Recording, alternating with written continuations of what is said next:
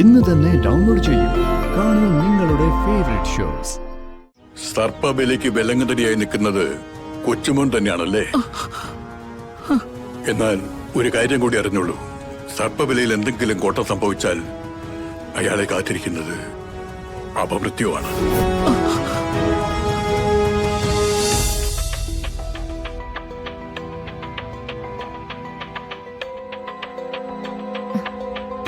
അമ്മേ, നമ്മൾ കാണിച്ചത് അബദ്ധമായില്ലേ?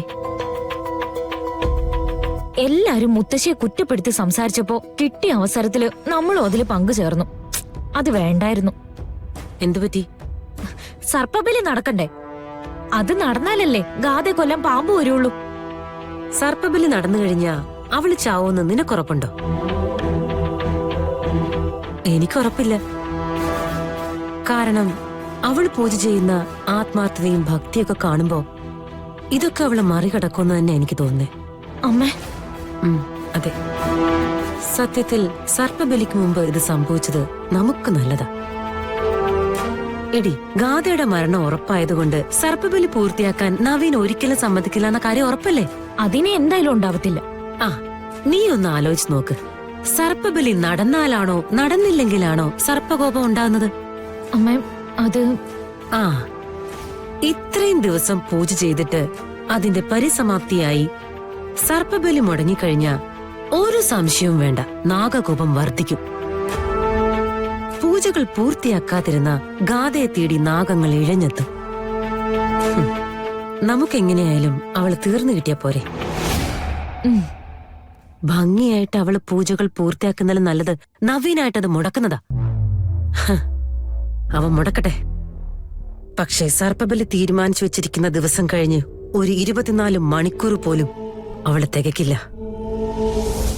ഇവിടുത്തെ ശാപകതയൊക്കെ ജോത്സ്യനും പൂജാരിയും പറഞ്ഞെങ്കിലും ഇത്രയ്ക്ക് കടുത്തതാണെന്ന് ഞാൻ കരുതിയില്ല അമ്മേ. ഇപ്പൊ മനസ്സിലായില്ലേ? ഗാഥ ഇനി ഒരുപാട് നാളൊന്നും നമ്മളെ ബുദ്ധിമുട്ടിക്കാനുണ്ടാവില്ലെന്ന്. വന്നതുപോലെ അവളങ്ങ് തിരിച്ചു പൊക്കോളും. അയ്യോ, അവളങ്ങനെ തിരിച്ചു പോവില്ല. അവളങ്ങ് പോവും പരലോകത്തേക്ക്. അതുകൊണ്ട് തൽക്കാലം ഇതിനകത്ത് കയറി നമ്മൾ ഒരഭിപ്രായവും പറയുന്നില്ല. പൂജ നടത്താൻ തീരുമാനിച്ചത് അമ്മയാ.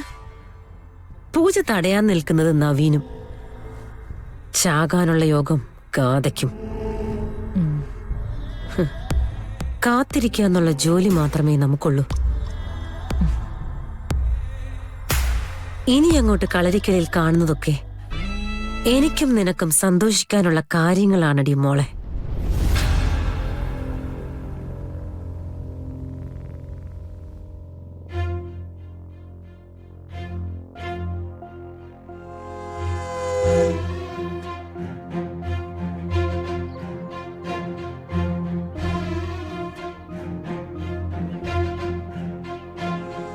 കാര്യങ്ങളെല്ലാം നന്നായി തന്നെ നടക്കുന്നില്ലേ?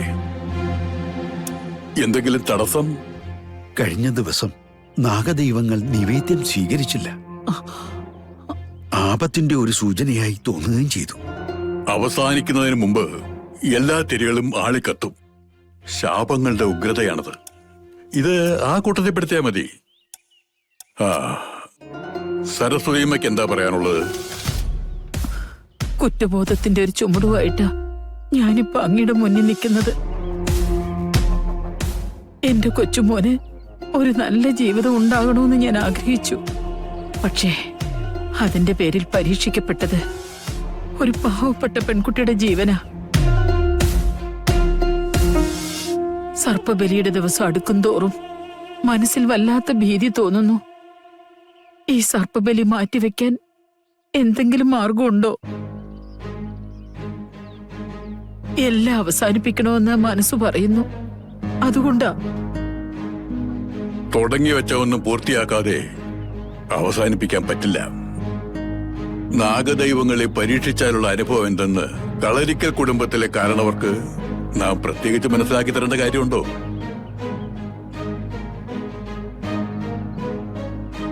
സ്വാമി, അത് ചിന്തിക്കുന്നത് പോലും അപകടമാണ്.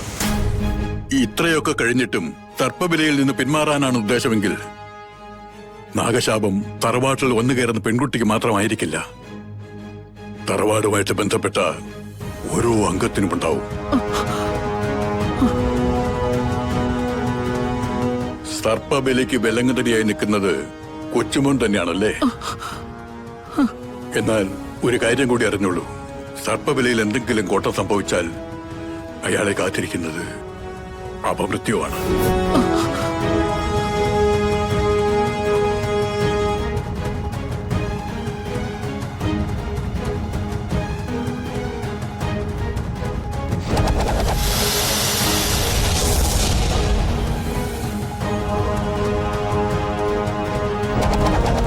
ഒരു നിഷേധത്തിനും സർപ്പബലിയെ തടയാനാവില്ല.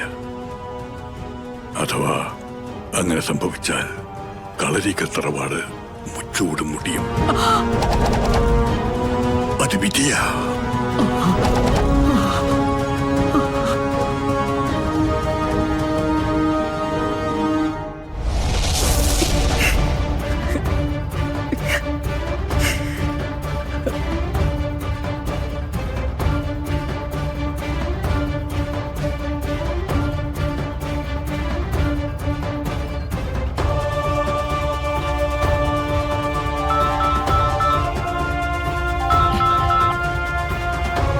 ഹലോ അമ്മേ.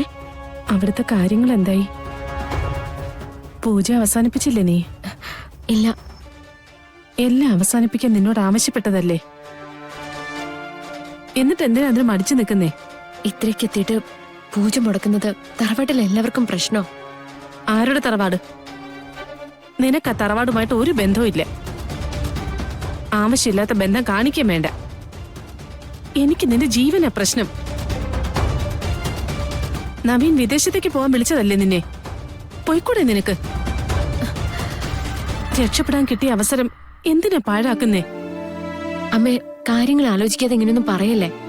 എല്ലാം ആലോചിച്ചിട്ട് തന്നെയാ ഞാൻ പറയുന്നത്. എനിക്ക് നിന്നെക്കുറിച്ചല്ലാതെ മറ്റാരെയും കുറിച്ച് ആലോചിക്കാനില്ല. മറ്റാർക്കും നിന്നെ വേണ്ടെങ്കിലും എനിക്ക് വേണം നിന്നെ. അമ്മേ, ഞാൻ കുറച്ചു കണ്ട് വിളിക്കാം. വേണ്ട, എനിക്കിതിന് മറുപടി കിട്ടിയേ പറ്റൂ. നവീനോടൊപ്പം വിദേശത്തേക്ക് പോവാൻ നീ തയ്യാറുണ്ടോ? മറ്റുള്ള ആളുകളോട് കാരുണ്യം കാണിക്കാൻ എന്നെ പഠിപ്പിച്ചത് അമ്മയാ. നന്ദിയും കടപ്പാടും എപ്പോഴും ജീവിതത്തിൽ മുറുകെ പിടിക്കണമെന്ന് പറഞ്ഞു തന്നതും അമ്മയാ. അതിന്റെ കൂട്ടത്തിൽ നന്ദികേട് പഠിപ്പിക്കാൻ മറന്നുപോയതാണോ? മോളെ, ഞാൻ പറയുന്നൊന്ന് കേൾക്ക്. ഇനി എനിക്ക് മാത്രമായി രക്ഷപ്പെടാനൊന്നും കഴിയില്ലമ്മേ. എന്റെ അമ്മയുടെയൊക്കെ പ്രാർത്ഥന ജയിക്കുകയാണെങ്കിൽ ഈ കുടുംബം ഒന്നിച്ചായിരിക്കും രക്ഷപ്പെടാൻ പോകുന്നത്. അമ്മ എന്നോട് ക്ഷമിക്ക. മോളെ, മോളെ.